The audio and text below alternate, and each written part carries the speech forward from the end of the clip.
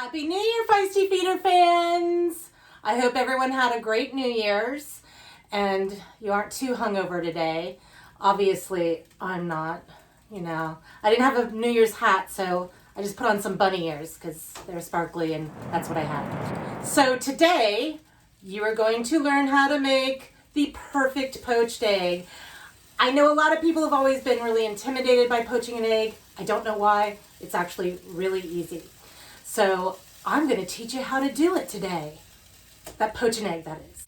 So for poaching an egg, the perfect egg, you're going to need, obviously, a pot of water, preferably wide, and about 2 inches of water in it. I also like to keep, if I'm doing more than a couple eggs, I like to keep a bowl of hot water on the stove, just on low. And that's going to be for keeping your eggs warm while you're poaching the rest. A nice slotted spoon, a bowl of eggs, a little bowl with a small strainer, and an extra little bowl. And you're going to see why in just a second, what we're going to use these for. All right, so what we're going to do is we're going to crack our eggs actually through the strainer. So while you're getting a good shot down my dress, I'm going to, and try to pay attention, I'm going to crack these eggs one at a time into the strainer. And what that's doing is it's taking out all that loose egg white. You know when you when you try to poach an egg in the past and you've put it into the pot and all that egg white just kind of comes, off all crazy and it's not that pretty? That's what this is doing. It's taking that egg white out. So I do these 2 at a time. Of course, you don't have to do this, but I'm teaching you how to do the perfect poached egg, not the half-ass poached egg or the lazy man's poached egg.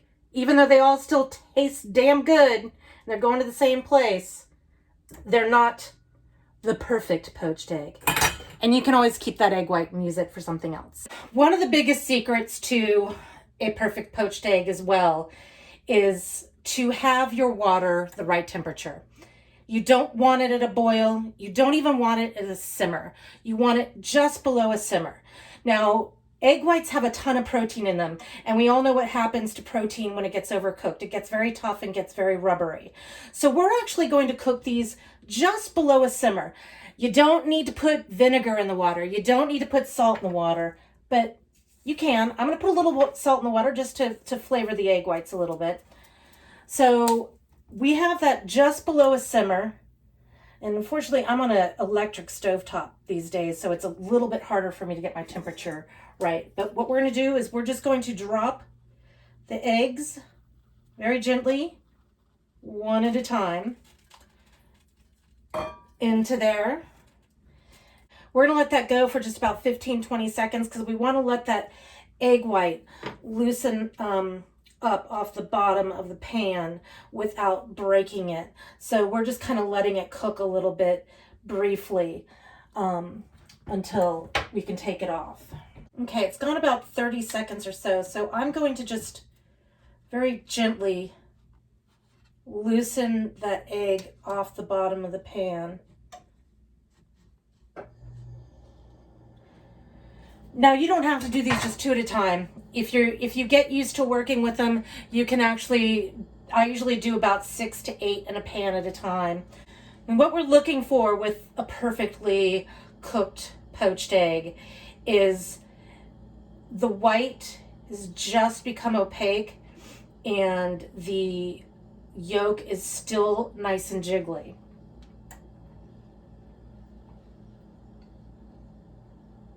I'm going to lift one of these out. You can actually see that it's not quite ready yet. Still too soft, but look how beautiful that is. Now, as far as the temperature of your bowl of water goes, you want it hot, but not too hot, kind of like I like my men. So I like to keep it around 135 to 140. Now I'm going to lift this up. You can see that the egg white is almost done. It's still a little jiggly. So we're just going to stick that back in gently for another, that's probably going to take us about 30 seconds or so. And just so you know, I have my heat on a medium in here. Okay. All right. So this one is just about perfect. This is the first one I dropped in. It had a few more seconds. So we're going to take this out and we're going to stick it over here in our bowl of water that we have on low. One of the reasons we also don't want it to be at a simmer, because those bubbles coming up from the bottom of the pot are going to cause some of that fraying of the egg white that you see. Oh my gosh, look how beautiful that is. So I'm going to show you the difference now of cracking an egg straight into your pan of water without putting it through the strainer first. You can see how very little egg white has come off of that. So we're just going to crack one in here.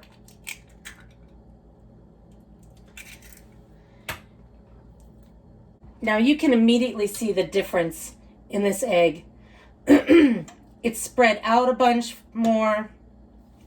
All these little tendrils are coming up. Now, when I was in cooking school, they told you to like take a spoon and curl this up over itself, and it would be, no, it never really worked out. So I'm going to lift this up out of the water and you can kind of see the difference of what the egg looks like. So this, all of this extra white over here is what was strained out. All right, now that we poached our eggs and it's New Year's, I've decided to do a little bonus quick, easy hollandaise for you.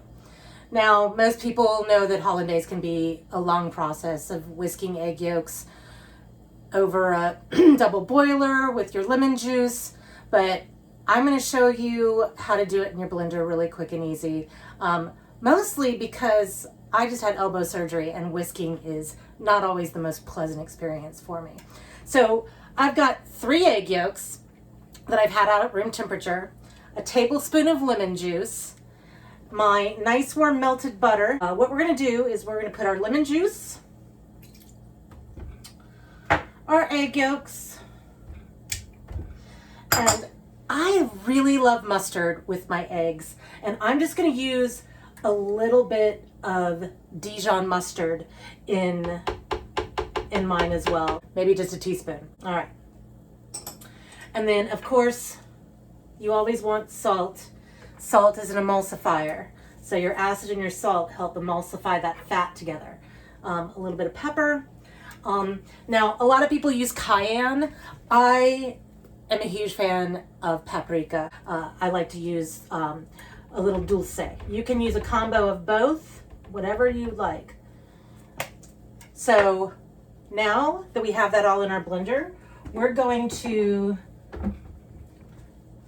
turn this onto a medium high. And we are going to drizzle in our hot butter.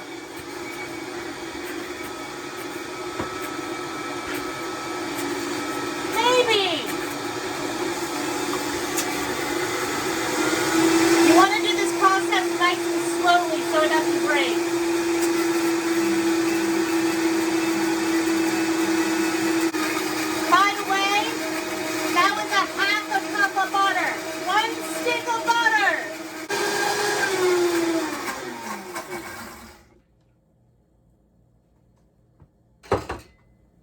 Boom! Done. Now, you can put your hollandaise back into, I recommend a double boiler, and just keep it on low, and, you know, for keeping it warm until you're ready to use it. Okay, so now that we have our perfectly poached egg, I've just toasted a little piece of keto bread here for myself to put my egg on. And here's another little trick I forgot to tell you. So keep a very clean, dry towel, napkin, paper towel, whatever you have. And then what we're going to do is we're just going to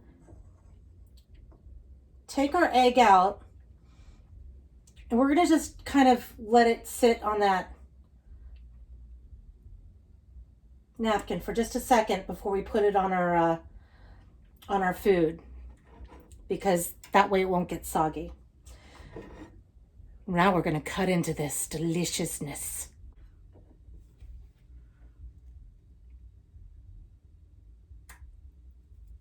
Oh my goodness, look at that. Beautiful, beautiful, perfectly cooked egg white and perfectly runny egg yolk. Now, this egg was sitting in the hot water for about 10 minutes, so they will keep for quite a while. And that, my friends, is how you poach a perfect egg for your New Year's brunch. Mmm. Mmm.